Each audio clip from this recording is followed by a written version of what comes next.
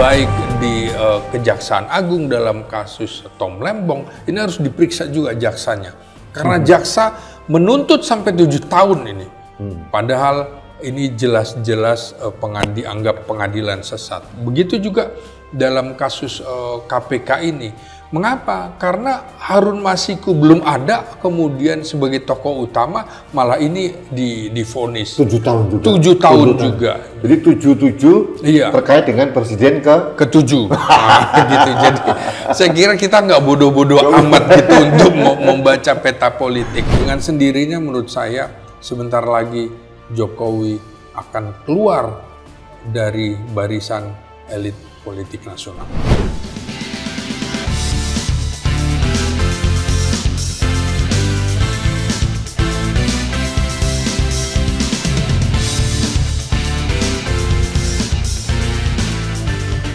Halo sahabat Indonesia, kita bertemu kembali dalam Anak Bangsa Channel Podcast.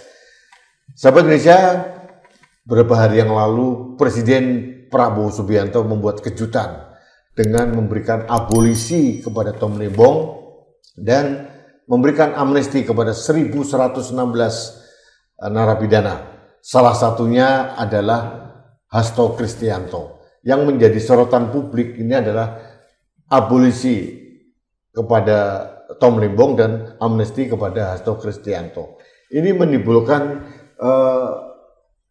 suatu tanggapan polemik di berbagai kalangan. Meskipun saya sendiri merasa sudah selayaknya Presiden Prabowo turun tangan, turun gunung mengatasi kriminalisasi dan politisasi hukum ini.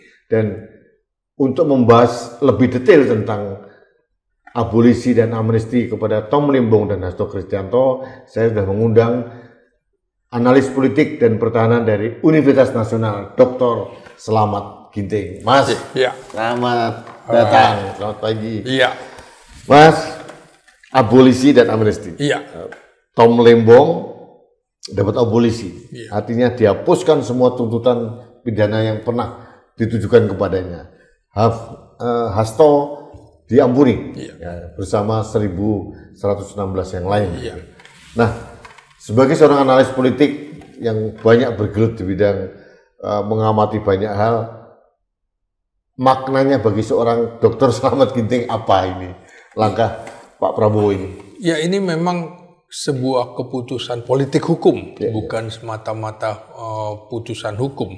Karena presiden di Indonesia sebagai kepala negara, dia selain memiliki fungsi eksekutif di dalam pemerintahan, tetapi juga dia punya fungsi legislasi dan juga punya fungsi yudikatif.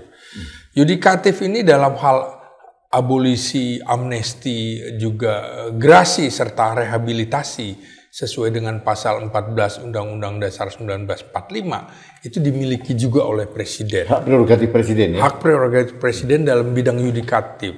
Legislatifnya adalah antara lain presiden bersama dengan DPR bisa membuat undang-undang, dan ini juga sama dalam kasus abolisi dan amnesti, meminta pandangan kepada DPR.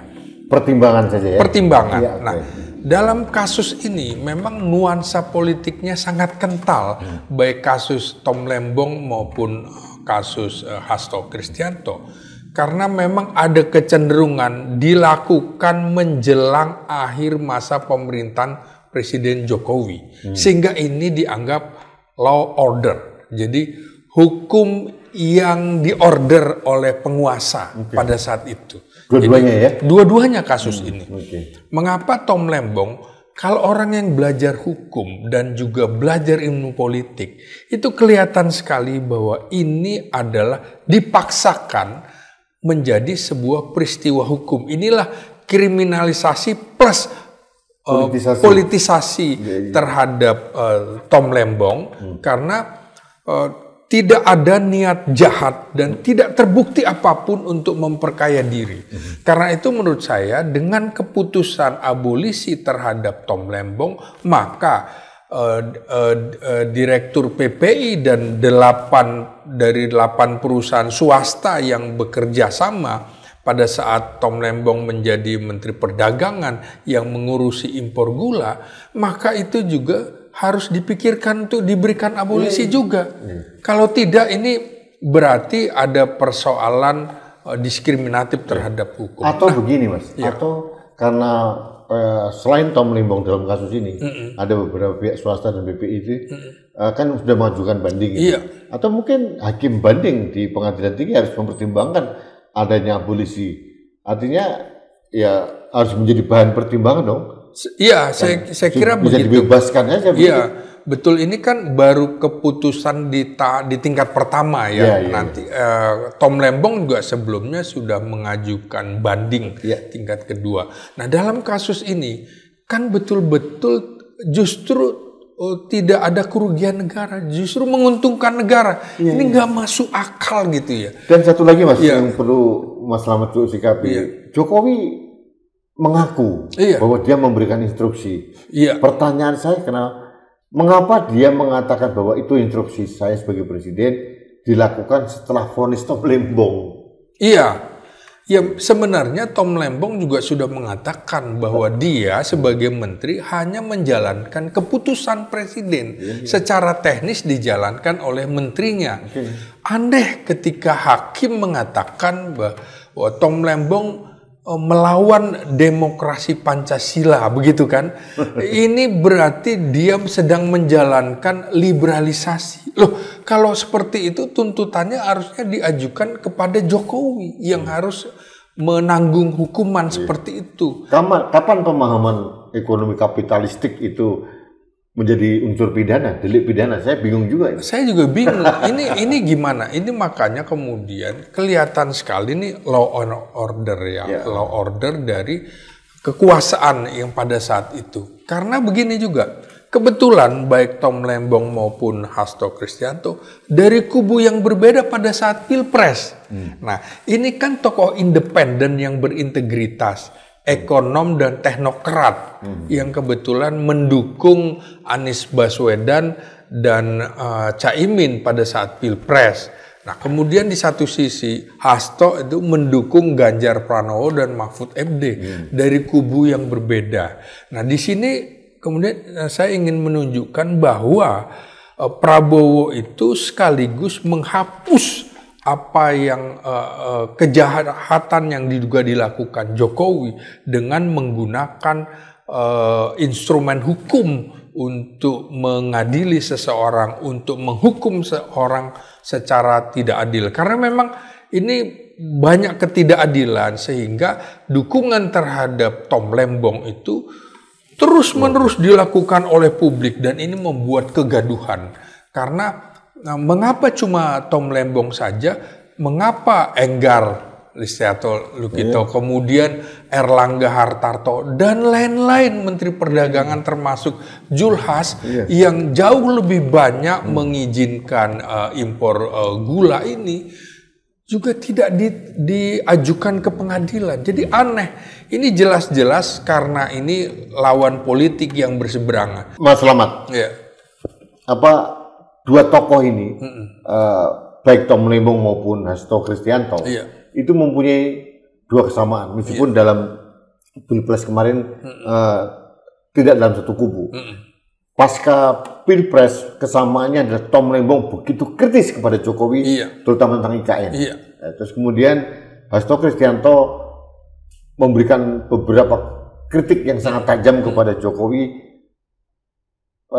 sebagai tokoh yang merusak demokrasi gitu. Dan apalagi ditambah dengan pemecatan Jokowi dan menantu dan anaknya. Jadi dua-duanya memang menjadi target operasi kayaknya. Nah, setelah tadi Mas Slamet bilang bahwa Pak Prabowo menghapus law order atau political order yang dilakukan oleh Jokowi waktu itu, lalu bagaimana menurut Mas Slamet hubungan antara Prabowo dan Jokowi dalam hal ini? Nah, otomatis menurut saya dengan keputusan abolisi terhadap Tom Lembong dan juga amnesti terhadap Hasto, otomatis bahwa ini dianggap sebagai lawan politiknya Jokowi. Dengan sendirinya keputusan itu tentu saja mengecewakan bagi kubu Jokowi. Sekaligus bahwa Prabowo itu menafikan Jokowi dalam kasus ini. Mengapa? tidak ada istilah komunikasi dengan Jokowi. Ini kan harus kita lihat akhirnya bagaimana cara Prabowo mendatangi Jokowi seperti mendukung Jokowi, tapi ada keputusan yang berbeda sekali. Ini kan sama dengan kasus IKN yang 17 Agustus nanti juga perayaan di Jakarta, bukan lagi di IKN. Nah, jadi polanya Prabowo itu harus dilihat dari tindakannya, bukan semata-mata ucapannya. Dan ini otomatis keputusan ini membuat rakyat semakin membenci Jokowi. Semakin membenci Jokowi karena dianggap Jokowi itu menggunakan instrumen politik untuk mengintervensi hukum. Jadi semuanya yang dilakukan Jokowi selama 10 tahun ini akan dilihat bahwa Jokowi adalah tokoh pemecah belah bangsa, mengadu domba. Kita lihat di era sekarang kita tidak lagi melihat kasus-kasus di mana kritik terhadap pemerintahan itu dianggap sebagai orang yang harus dihukum. Kita belajar dari pengalaman Afrika Selatan bagaimana mempersatukan bangsa tanpa harus ada dendam dalam kasus ini. Nah, ini kan sama bagaimana pemimpin negara dengan background militer seperti Prabowo Subianto dan juga Susilo Bambang Yudhoyono yang pernah melakukan amnesti terhadap tokoh-tokoh GAM pada tahun 2005 itu juga menandai bahwa kita mengedepankan persatuan sama dengan Habibie. Bahkan menurut saya pola yang dilakukan Habibie harusnya menjadi contoh bagi Prabowo. Tidak perlu menunggu terlalu lama. Habibie 1 hari atau 2 hari berkuasa langsung melakukan amnesti terhadap lawan-lawan politik, tapol-tapol. Jadi perbedaan pandangan politik, pilihan politik itu tidak boleh dihukum penjara. Karena ini bagian dari cinta terhadap Republik, bukan kemudian menunggu terlalu lama dan berlarut-larut. Jokowi dalam banyak kasus termasuk kilometer 50 misalnya, itu membuat rakyat mengapa anak bangsa harus dibunuh hanya karena gara-gara perbedaan pendapat. Ya saya kira akhir rejim Jokowi ini sudah diingatkan juga oleh kita semua kepada Prabowo, lupakan Jokowi, tinggalkan Jokowi karena dia adalah tokoh pemecah belah bangsa. Artinya kredit poin tertinggi dalam kasus pemberian abolisi dan amnesti ini harus kita berikan kepada Pak Prabowo Subianto ya? Iya, tentu saja kita memberikan apresiasi yang tinggi sekali kepada Presiden Prabowo Subianto.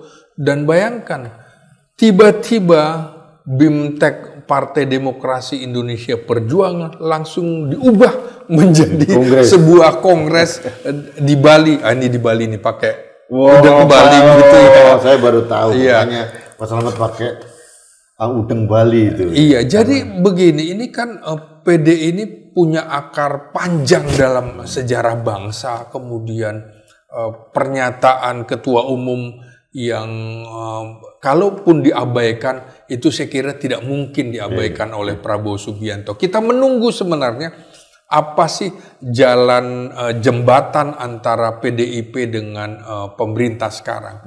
Jadi menurut saya memang tidak masuk akal partai pemenang pemilu tidak berada di dalam kekuasaan. Nah, setelah keputusan Prabowo memberikan amnesti terhadap Hasto yang bisa dibilang tanda petik kesayangan dari Ibu Ketua Umum Megawati Soekarno Putri, maka langsung dibalas dengan kita akan mendukung pemerintahan Prabowo Subianto, tentu yang baik saja. Artinya apa? Menarik, tidak ada kata selain Prabowo, artinya tidak ada kata Gibran dan lain-lain. Nah, ini menjadi penanda bahwa akan ada perubahan drastis dalam politik kita ya, begitu ya. Mas, ini saya menindaklanjuti tadi, ada perubahan drastis tentang politik kita. Artinya peta perpolitikan kita atau konstelasi politik kita akan sedikit berubah. Oke. Ada semacam bridging, hubungan yang baik antara Presiden Prabowo dengan pemenang pemilu, dalam ini PDI Perjuangan. Nah, karena memang secara pribadi dua tokoh ini memang sudah dekat sebetulnya, ada chemistry. Nah, dalam konstelasi ini, di mana posisi Jokowi, Mas Slamet melihat? Iya, dengan sendirinya kan kita sejak awal was-was kapan Kongres PDIP akan dilaksanakan. Ini kan dari Februari terus nggak pernah ada kepastian. Nah, menarik adalah ketika PSI melakukan Kongres yang kemudian mengubah gambar dari bunga mawar menjadi gajah begitu ya, lalu muncul tokoh yang akan menjadi Dewan Pembina atau apalah namanya inisial yang J, dengan inisial J, tentu saja Jokowi akan diberikan tempat yang terhormat di situ. Artinya selesai sudah, Jokowi tidak akan masuk ke PDIP dan mengacaukan PDIP dengan keputusan Prabowo. Artinya dukungan Prabowo terhadap PDIP itu semakin menguatkan hubungan antara Gerindra dan juga pemerintahan Prabowo Subianto dengan PDIP. Walaupun PDIP tetap akan mengambil sikap di luar pemerintahan, tapi itu tidak terlalu penting. Yang penting adalah dia akan objektif melihat pemerintah, bukan sekedar posisi PDIP pada saat Demokrat atau Susilo Bambang Yudhoyono sebagai presiden. Itu agak berbeda ya, ini kondisi. Itu benar diametral gitu ya. Iya, betul. Nah, sekarang agak linear. Nah, iya. Mas, kelihatannya ini ada peta baru, gitu iya. ya, ada peta baru yang terukir dan ada kemungkinan bisa nggak dibaca bahwa ini era Jokowi dan kelompoknya akan termarginalkan dalam arus besar perpolitikan kita, menurut Mas Slamet? Persis, dengan keputusan abolisi dan amnesti ini, konsentrasi rakyat justru pada geng Solo ini. Tingkat kebencian terhadap geng Solo ini semakin tinggi karena dianggap bahwa, keputusan peradilan ini dianggap sebagai peradilan sesat. Nah, political trial. Ya, betul. Baik di Kejaksaan Agung dalam kasus Tom Lembong, ini harus diperiksa juga jaksanya. Karena jaksa menuntut sampai 7 tahun ini. Padahal ini jelas-jelas dianggap pengadilan sesat. Begitu juga dalam kasus KPK ini. Mengapa? Karena Harun Masiku belum ada, kemudian sebagai tokoh utama malah ini divonis 7 tahun juga. 7 tahun juga.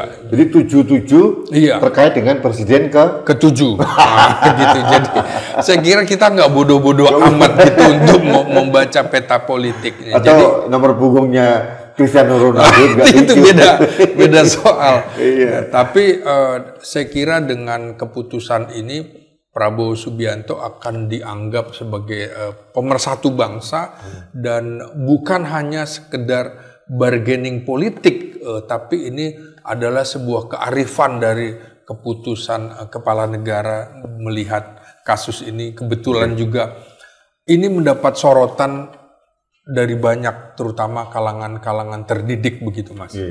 Nah, artinya bisa saya simpulkan standing dari Mas Slamet Ginting terkait dengan pemberian abolisi kepada Tom Lembong dan amnesti kepada Hasto itu positif. Positif. Oke. Iya, dan saya mendukung itu. Dan memang Prabowo Subianto adalah tokoh yang kemudian dipertanyakan bagaimana berkali-kali juga sudah bertemu dengan Megawati dan Megawati juga menanyakan, ini gimana? Coba Mas Bowo kalau sekjennya diperlakukan seperti ini kan gitu. Tapi rupanya Prabowo Subianto tidak mau mengintervensi sampai ada vonis tingkat pertama dengan pembatalan yang seketika itu juga, maka pembatalan dalam kasus keputusan Jokowi. Keputusan Jokowi artinya dianulir gitu.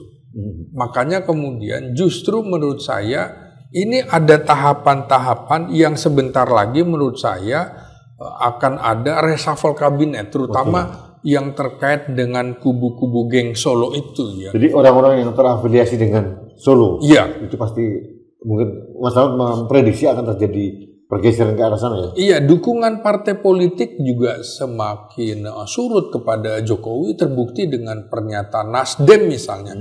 Nasdem ini kan menawarkan supaya Wapres Gibran itu tinggal saja di IKN begitu kan.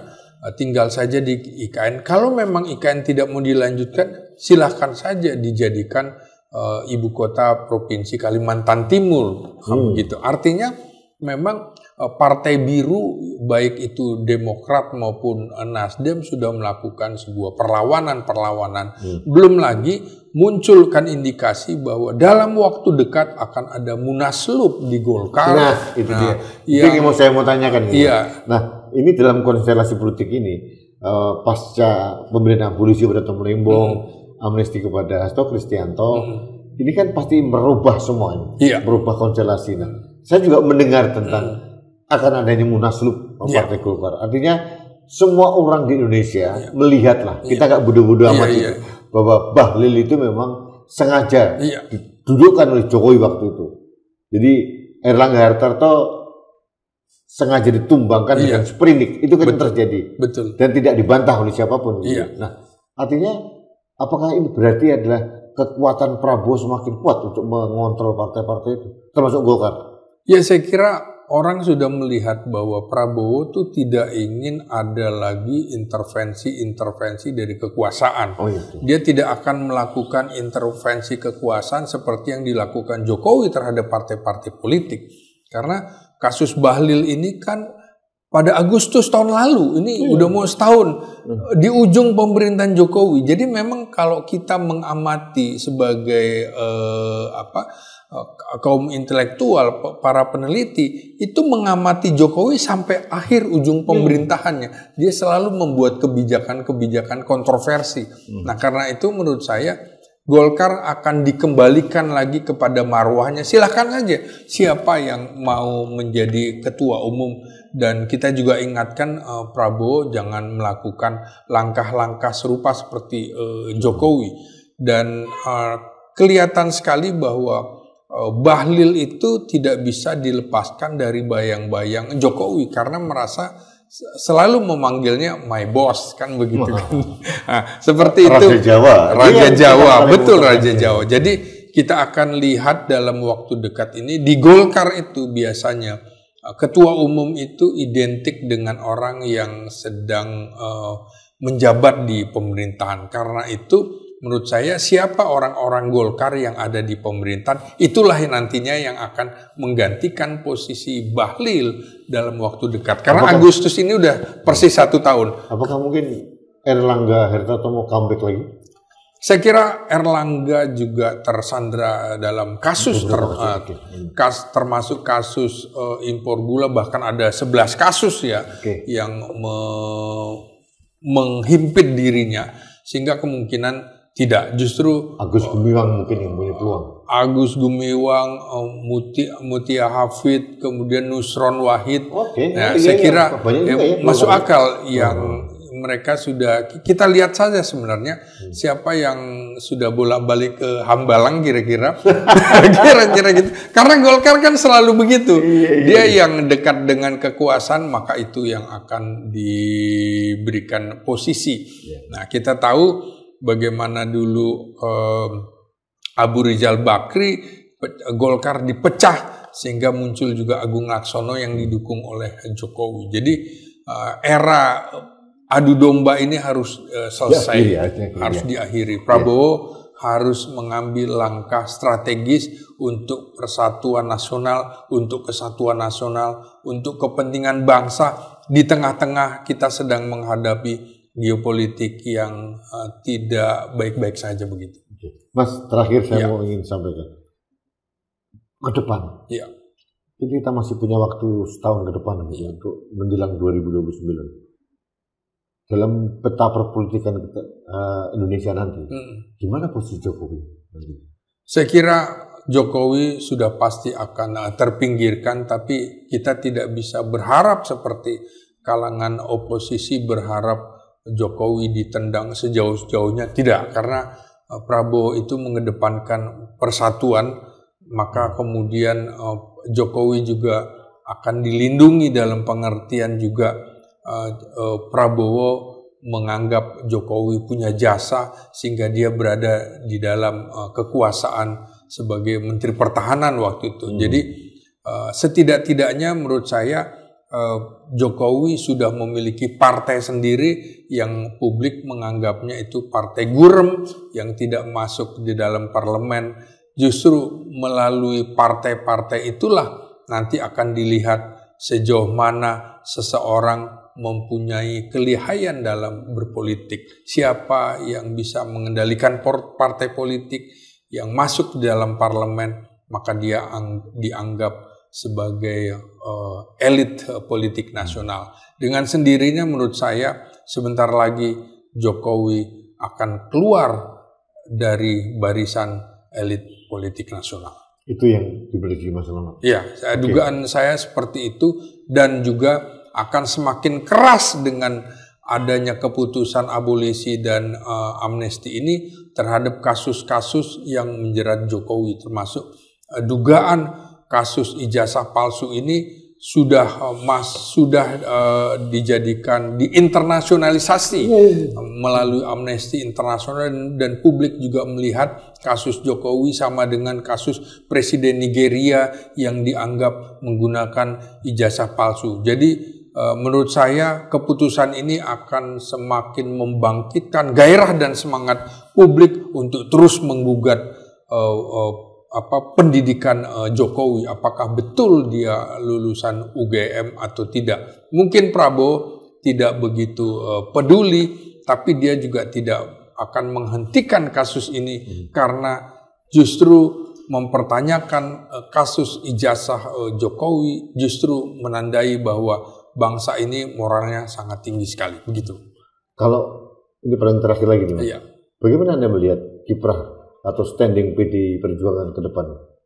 Ya, saya kira PDI Perjuangan tentu melihat salah satu irisan konstituennya ada di PSI. Karena itu dia akan bekerja keras, terutama untuk menghadang PSI di Jawa Tengah dan Jawa Timur, karena memang target-targetnya seperti itu, sudah warnanya sama, kemudian menggunakan simbol satwa juga, yang memang menandai bahwa pertarungan dua partai ini akan kita lihat siapa yang betul-betul menguasai jaringan bawah, itulah yang akan memenangkan pertarungan. Mas Selamat kan mendengar juga bahwa dari elit PDI Perjuangan mengatakan PDIP akan di 7%-kan gitu. Pernah dengar itu kasus kan? Iya, jadi memang kok serba angka 7, kenapa ya Mas? Ya, kebetulan saja mungkin di 7. Saya kira tidak masuk akal seperti itu, karena dalam akar politik yang sangat panjang, PDIP itu PNI pertama itu dalam pemilu 55 angkanya 22%. Itu angka yang paling stabil bagi PNI, PDI yang rata-rata juga sekarang di kisaran 19-20%. Saya kira akan tidak masuk akal kalau PDIP di 7%-kan, karena ini akar politiknya sudah panjang sekali dan orang menghargai tentunya apa yang diperjuangkan oleh Soekarno sebagai salah satu pendiri bangsa. Saya kira penghormatan terhadap PDIP juga tidak bisa dilepaskan dari penghormatan terhadap jasa-jasa Presiden Soekarno, begitu. Terima kasih. Terima kasih. Dr. Selamat Ginting. Sahabat Indonesia, saya selalu terpukau dengan uraian yang sangat runut dari seorang analis politik, Dr. Selamat Ginting. Mudah dicerna, mudah dipahami, dan objektif. Itu standing yang selalu saya lihat dari sahabat saya, Mas Selamat Ginting. Prabowo sudah mengeluarkan tajinya. Kenegarawanan beliau ditunjukkan dengan menghapuskan semua tuntutan pidana kepada Tom Limbong dan memberikan pengampunan kepada Hasto Kristianto. Pemenang utama dalam drama ini adalah Presiden Prabowo, tentu saja. Tapi kita tahu cara Presiden Prabowo sangat elegan, tidak menyakiti ke sana kemari, tapi jauh memberikan warna yang lebih berimbang, dan tidak menyakiti siapapun, dan tapi tetap menunjukkan sayalah yang berkuasa. I am a number one, gitu ya. Jadi bukan siapa-siapa lagi. Ini menarik sekali. Dan PDI Perjuangan gagal untuk diawut-awut oleh kelompok luar. Dan sekali lagi saya ucapkan selamat kepada Ibu Megawati Soekarno Putri yang terpilih kembali untuk menjadi Ketua Umum PDI Perjuangan tahun 2025 sampai 2030. Nah, beliau akan menyusun formatur. Apakah Pak Hasto Kristianto tetap menjabat sebagai sekjen? Ini akan kita tunggu perkembangannya. Tapi ini sangat menarik sekali. Saya dan Mas Slamet Ginting menyambut positif langkah konkret Presiden Prabowo untuk menghentikan political trial kepada siapapun.